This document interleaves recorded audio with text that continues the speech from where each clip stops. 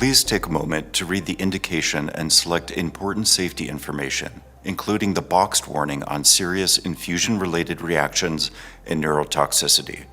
Also refer to the additional important safety information at the end of the video.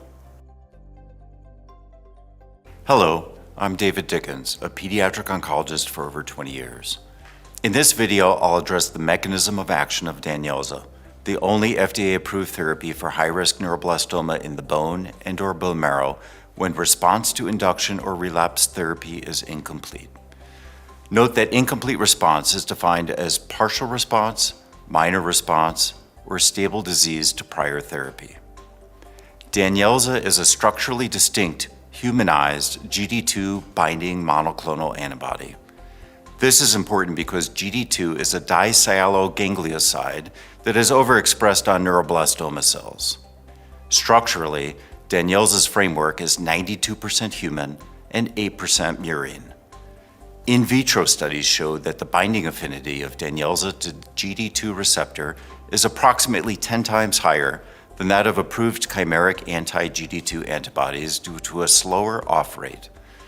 Any clinical significance and product comparisons of efficacy or safety should not be inferred.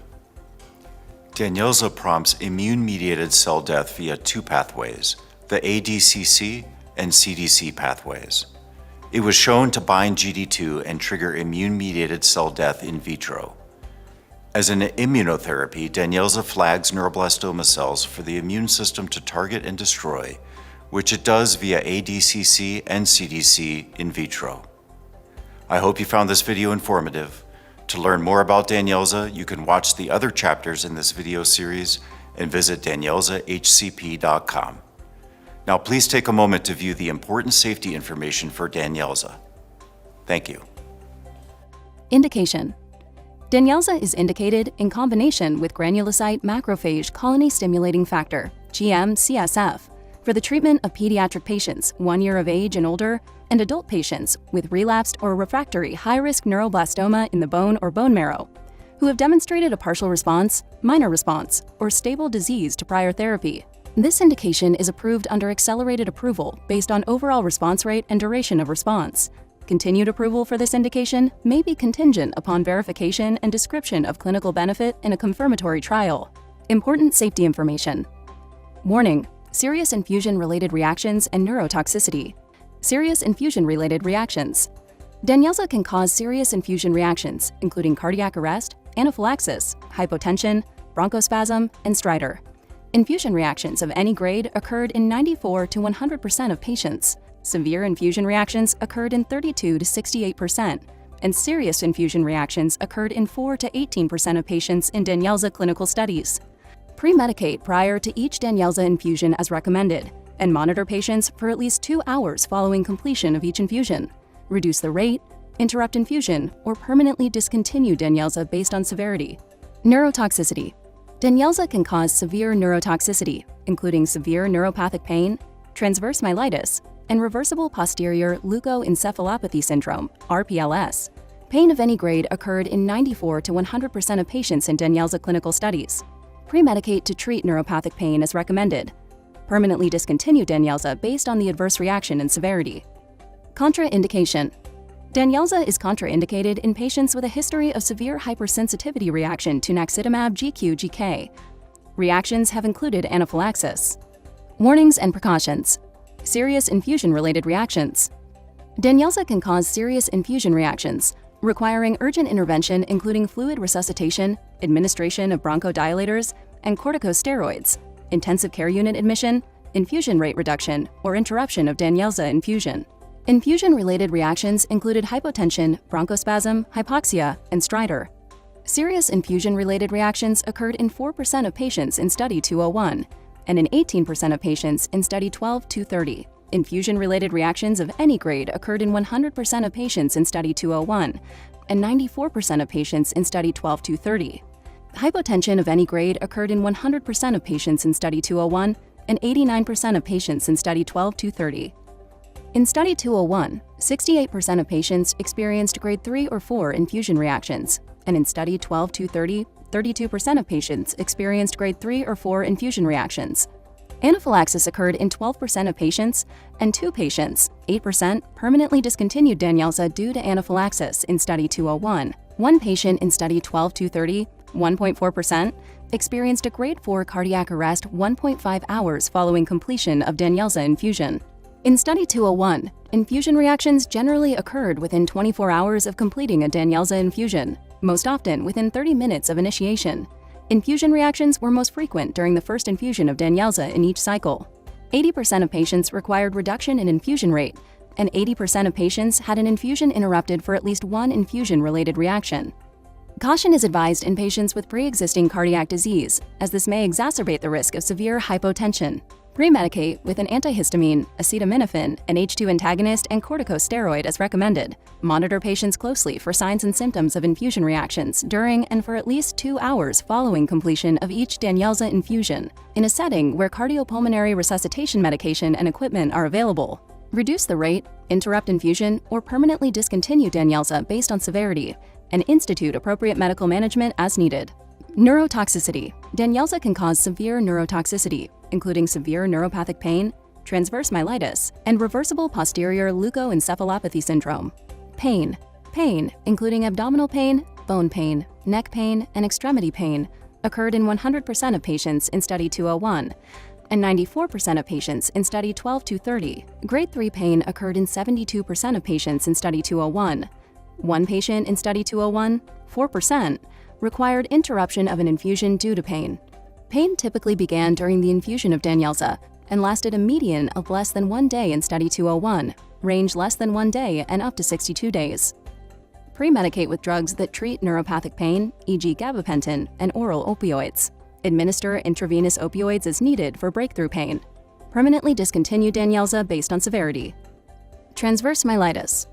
Transverse myelitis has occurred with DANYELZA. Permanently discontinue DANYELZA in patients who develop transverse myelitis. Reverse posterior leukoencephalopathy syndrome, RPLS. Reversible posterior leukoencephalopathy syndrome, RPLS, also known as posterior reversible encephalopathy syndrome, or PRES, occurred in 2.8% patients in Study 12230. Events occurred 2 and 7 days following completion of the first cycle of DANYELZA. Monitor blood pressure during and following DANYELZA infusion and assess for neurologic symptoms. Permanently discontinue DANYELZA in case of symptomatic RPLS. Peripheral neuropathy. Peripheral neuropathy, including peripheral sensory neuropathy, peripheral motor neuropathy, paresthesia, and neuralgia, occurred in 32% of patients in Study 201 and in 25% of patients in Study 12230. Most signs and symptoms of neuropathy began on the day of the infusion, and neuropathy lasted a median of 5.5 days, range 0 to 22 days, in Study 201, and 0 days, range 0 to 22 days, in Study 12230. Permanently discontinue DANYELZA based on severity. Neurological disorders of the eye. Neurological disorders of the eye, including unequal pupils, blurred vision, accommodation disorder, mydriasis, visual impairment, and photophobia occurred in 24% of patients in Study 201 and 19% of patients in Study 12230. Neurological disorders of the eye lasted a median of 17 days, range 0 to 84 days, in Study 201, with 2 patients, 8%, experiencing an event that had not resolved at the time of data cutoff, and a median of 1 day, range less than 1 day to 21 days, in Study 12230.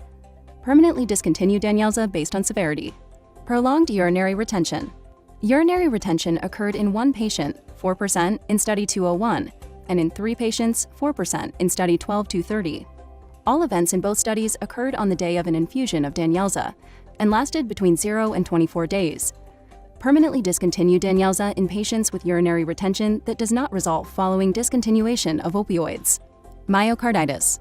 Myocarditis has occurred in adolescent patients receiving DANYELZA in clinical trials and expanded access programs. Myocarditis occurred within days of receiving DANYELZA, requiring drug interruption. Monitor for signs and symptoms of myocarditis during treatment with DANYELZA.